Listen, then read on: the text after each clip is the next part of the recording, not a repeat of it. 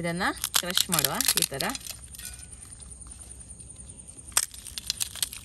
ಹಾಗೆ ಸೇವನ್ನ ಹಾಕ್ತಾ ಇದ್ದೀನಿ. ಸೇವ್ ಹಾಕಿದ್ರೆ ಅಂತ ಹೇಳೋದೇ ಬೇಡ, ತುಂಬಾ ಟೇಸ್ಟಿಯಾಗಿ ಬರುತ್ತೆ.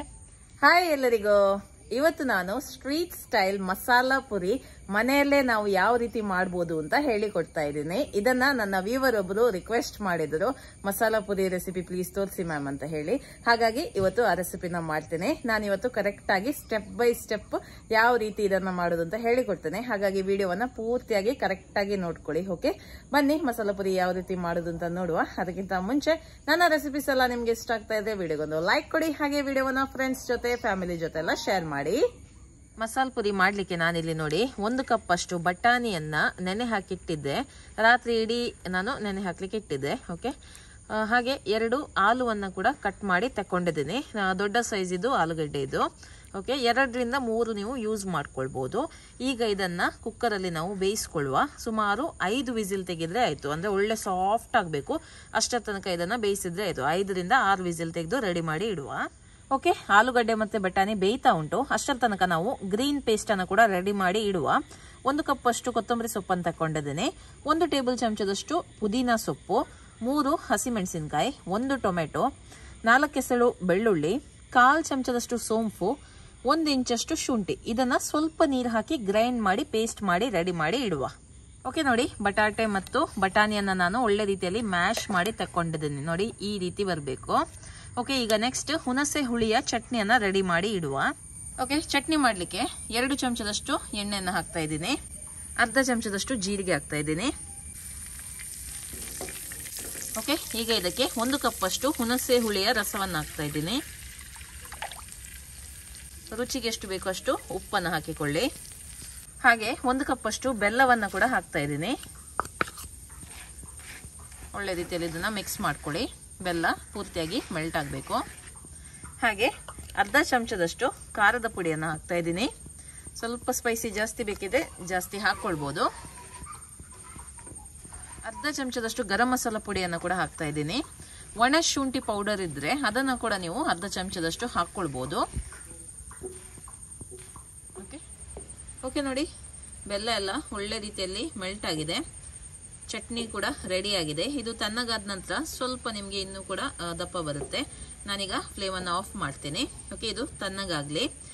ಉಪ್ಪು ಹುಳಿ ಖಾರ ಎಲ್ಲ ಕರೆಕ್ಟ್ ಆಗಿದೆ ಅಂತ ನೋಡ್ಕೊಳ್ಳಿ. ಓಕೆ, ಈಗ ನೆಕ್ಸ್ಟ್ ಒಂದು ಕಡಾಯಿಗೆ 1 ಟೇಬಲ್ ಚಮಚದಷ್ಟು ಎಣ್ಣೆಯನ್ನು ಹಾಕ್ತಾ ಇದ್ದೀನಿ. ಇದಕ್ಕೆ ಅರ್ಧ ಚಮಚದಷ್ಟು ಜೀರಿಗೆನ ಹಾಕ್ತಾ ಇದ್ದೀನಿ.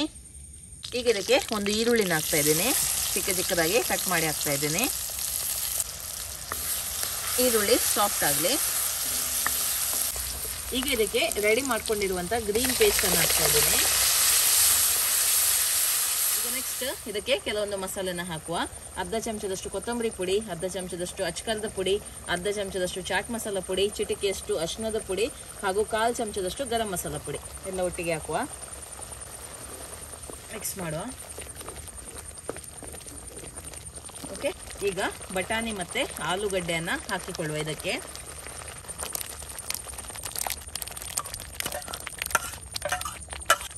ಓಕೆ, ಒಳ್ಳೆ ರೀತಿಯಲ್ಲಿ ಮಿಕ್ಸ್ ಮಾಡುವ. ನೋಡಿ, ಥಿಕ್ನೆಸ್ ಕೂಡ ನೋಡಿ ತುಂಬ ಚೆನ್ನಾಗಿ ಬಂದಿದೆ. ನಾನು ಇನ್ನು ಜಾಸ್ತಿ ನೀರು ಹಾಕ್ಲಿಕ್ಕೆ ಹೋಗುದಿಲ್ಲ. ಲಾಸ್ಟಿಗೆ ಉಪ್ಪನ್ನು ಹಾಕಿದ್ರೆ ಆಯಿತು. ಈಗ ಸ್ವಲ್ಪ ಉಪ್ಪನ್ನು ಹಾಕುವ. ನೋಡಿಕೊಂಡು ಉಪ್ಪು ಹಾಕಿದ್ರೆ ಆಯಿತು.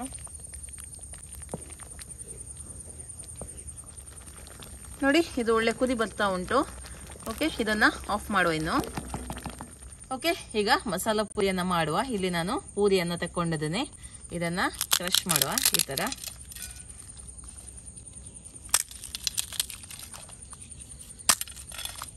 ನಿಮಗೆ ಮಾರ್ಕೆಟಲ್ಲಿ ಇದು ಸುಲಭವಾಗಿ ಸಿಗ್ತದೆ, ಅಥವಾ ನೀವು ಮನೆಯಲ್ಲಿ ಮಾಡೋದಾದ್ರೆ ಮನೆಯಲ್ಲಿ ಕೂಡ ಇದನ್ನ ಮಾಡ್ಬೋದು. ಮೈದಾ ಹಿಟ್ಟು ಅಥವಾ ಗೋಧಿ ಹಿಟ್ಟಲ್ಲಿ ಕೂಡ ಇದನ್ನ ಮಾಡ್ಬೋದು. ಈಗ ಇದರ ಮೇಲೆ ಬಟಾಣಿ ಮಿಕ್ಸ್ಚರ್ ಅನ್ನು ಹಾಕುವ. ನೋಡಿ ಎಷ್ಟು ಚೆನ್ನಾಗಿ ಬಂದಿದೆ ಅಂತ. ಈ ಕನ್ಸಿಸ್ಟೆನ್ಸಿಯಲ್ಲಿ ಬರಬೇಕು, ತುಂಬಾನೇ ಚೆನ್ನಾಗಿ ಬರುತ್ತೆ. ತುಂಬ ನೀರು ಕೂಡ ಆಗಲಿಲ್ಲ ನೋಡಿ, ಕರೆಕ್ಟ್ ಆಗಿದೆ ಇದರ ಹದ. ಇದಕ್ಕೆ ಹಾಕ್ತಾ ಇದ್ದೀನಿ ಇಂಬ್ಲಿಕ ಚಟ್ನಿ, ಹುಣಸೆ ಹುಳಿಯ ಚಟ್ನಿ.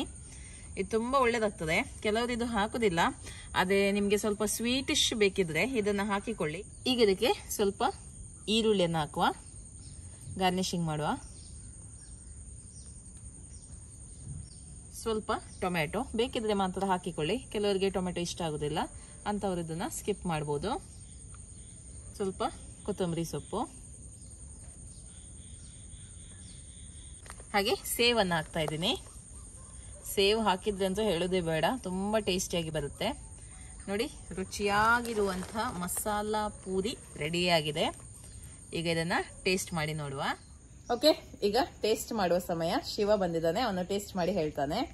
ಟೇಸ್ಟ್ करके ಪೂರ ಗರಂ है, अच्छे से ಮಿಕ್ಸ್ करके ಇದನ್ನ ಒಳ್ಳೆ ರೀತಿಯಲ್ಲಿ ಮಿಕ್ಸ್ ಮಾಡಿ ತಿನ್ಬೇಕಂದ್ರೆ ಚಟ್ನಿ ಎಲ್ಲ ಹಾಕಿದೀವಲ್ಲ ಅದೆಲ್ಲ ಮಿಕ್ಸ್ ಆಗಬೇಕು, ಆವಾಗ ಮಾತ್ರ ಒಳ್ಳೇದಾಗ್ತದೆ. ಪೂರಿ ಆಗಲಿ ಚಟ್ನಿ ಆಗಲಿ ಅದೆಲ್ಲ ಮಿಕ್ಸ್ ಆಗಿದಾಗ ಮಾತ್ರ ಒಳ್ಳೇದಾಗ್ತದೆ. ಸೂಪರ್. ಓಕೆ, ಖಂಡಿತವಾಗ್ಲೂ 100% ಸ್ಟ್ರೀಟ್ ಸ್ಟೈಲಲ್ಲಿ ನಾನು ಇದನ್ನ ಮಾಡಿದ್ದೇನೆ. ತುಂಬಾನೇ ಸುಲಭದಲ್ಲಿ ಹೇಳಿಕೊಟ್ಟಿದ್ದೇನೆ. ನೀವು ಕೂಡ ಇದನ್ನ ಮನೆಯಲ್ಲಿ ಟ್ರೈ ಮಾಡಿ ನಿಮ್ಮ ಅಭಿಪ್ರಾಯವನ್ನ ನನಗೆ ತಿಳಿಸಿ. ಓಕೆ, ಬಾಯ್.